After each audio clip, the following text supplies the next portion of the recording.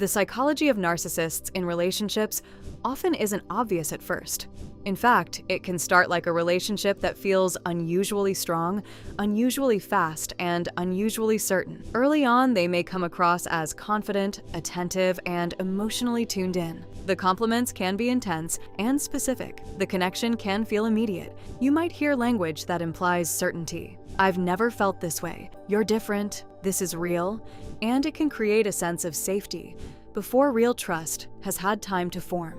Then the shift begins. It might look like warmth turning into distance, curiosity turning into criticism, or affection becoming conditional. Small disagreements feel bigger than they should. Normal needs, clarity, reassurance, boundaries, get reframed as problems. And instead of working through tension together, the dynamic starts to revolve around keeping the peace, avoiding the wrong tone, or proving you didn't do something wrong. From the outside, it can look like a typical rough patch. From the inside, it often feels like confusion. How can someone who seemed so invested become so dismissive? This pattern isn't about a person being evil. It's about a relationship system where self-esteem is regulated through power, admiration, and emotional leverage, especially when closeness triggers insecurity. Understanding that system is the first step to seeing the pattern clearly without getting pulled into it. A narcissist, in psychological terms, is someone who builds their sense of worth on being admired, being right, and staying on top. Underneath, their self-esteem is often unstable, so they try to manage it by controlling how other people see them, and by controlling the relationship. This pattern often forms over time. Some people grow up learning that love comes from achievement, being impressive, or never making mistakes. Others grow up in homes where feelings weren't safe, where attention was unpredictable, or where shame was used a lot. In both cases, the person learns a survival rule. Don't look weak, don't be wrong, don't let anyone have power over you. That rule can become a permanent way of relating to others. In relationships, a narcissist may need a lot of praise, attention, or loyalty, react strongly to feedback, and take it as an attack. Expect special treatment and push boundaries. Turn problems into your fault to avoid responsibility. Use charm, pressure, or silence to get control back. Show caring when it benefits them, but shut down when you need support. The relationship starts to revolve around protecting their image and keeping their control, rather than building mutual safety and respect. Not every narcissist looks the same. Psychologists often describe two common styles: grandiose and vulnerable. A grandiose narcissist is the type most people picture. They can seem bold, charming, and sure of themselves. They like being the leader, being admired, and being seen as important. In relationships, they may dominate decisions, expect a lot of attention, and treat disagreement like disrespect. A vulnerable narcissist can look very different. They may seem sensitive, anxious, or misunderstood. They often feel easily hurt, and they can carry a strong sense of unfairness. People never treat me right. In relationships, they may use guilt, withdrawal, or emotional pressure to get reassurance and control. What makes this confusing is that some people can switch between the two. They may look confident when things are going their way, but become defensive, cold, or victim-like when they feel rejected or challenged. Different style, same core drive. Protect self-esteem, avoid shame, and stay in control of the emotional balance in the relationship. Close relationships put pressure on everyone, but for a narcissistic person, closeness can feel like a threat. Here's why. Real intimacy requires honesty, compromise, and being seen as a whole person. That includes flaws, and flaws are exactly what a narcissistic pattern tries to hide. In the beginning, they may feel powerful and secure because the relationship is new. You're impressed, hopeful, focused on their best side. That attention can act like emotional fuel. But as time passes, normal things happen. You notice patterns, you ask for consistency, you bring up needs, you disagree. And those moments can feel, to them, like disrespect or rejection, even if you're being calm. So instead of working through the problem, they often try to regain control. That can mean shifting the conversation back to your mistakes, changing the subject, acting offended, or pulling away so you chase them. The goal isn't always to win a fight. The goal is to protect their self-image and avoid feeling small. This is why you can feel like you're not allowed to be fully human in the relationship. Your feelings become inconvenient, your needs become too much, and conflict becomes dangerous because it threatens the role they need to play. Many people describe a repeating pattern in narcissistic relationships. It doesn't happen in every case, but when it does, it often follows a similar rhythm. Idealize, devalue, discard, and sometimes Hoover, pull you back in. Idealize is the high. They may move fast, seem deeply interested, and make you feel chosen. They mirror your values, your humor, your dreams.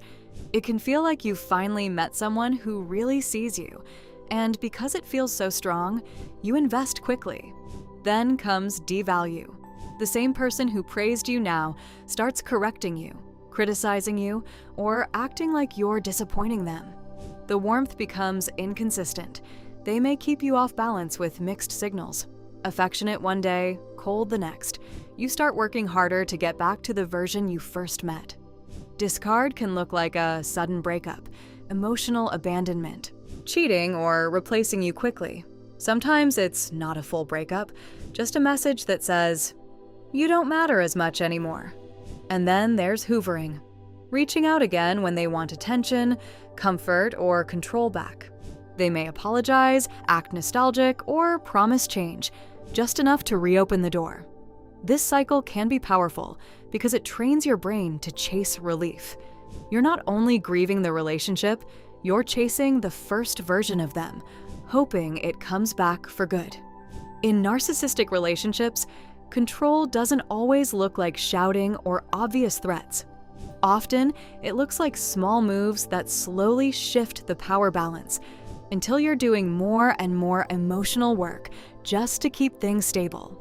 One common tactic is intermittent reinforcement. They give you warmth, attention, and approval, but not consistently. It's unpredictable.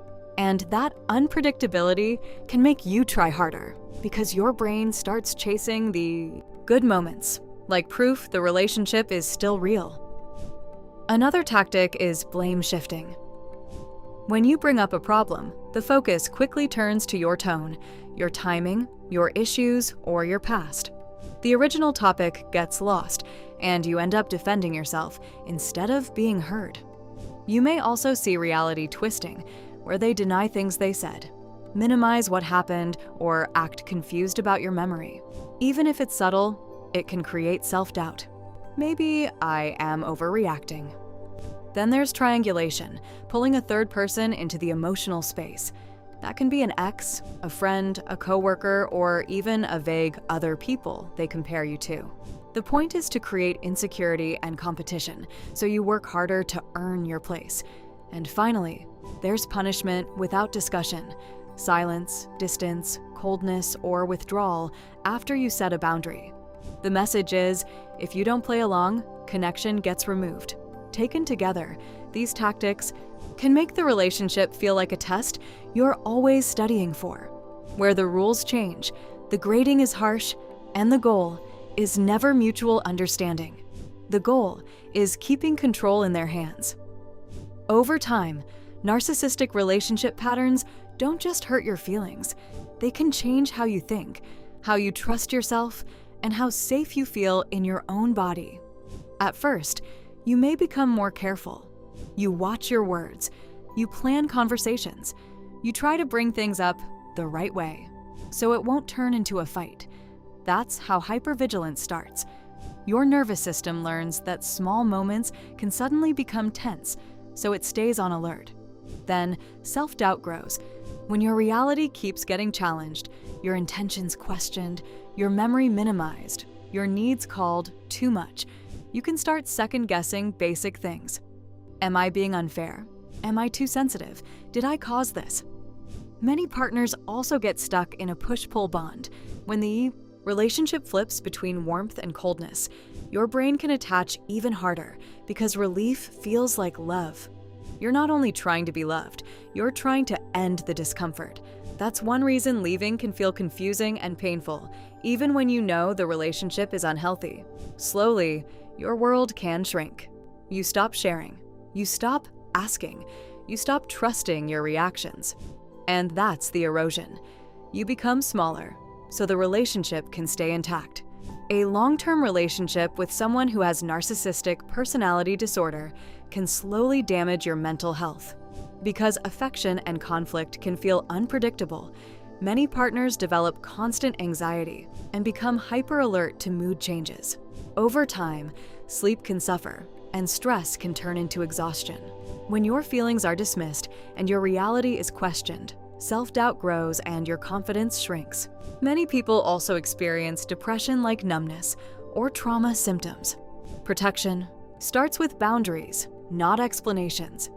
Keep your limits clear and base decisions on patterns, not promises, especially after apologies that don't lead to real change. Stay connected to trusted friends or family and write down key events if you tend to doubt yourself later.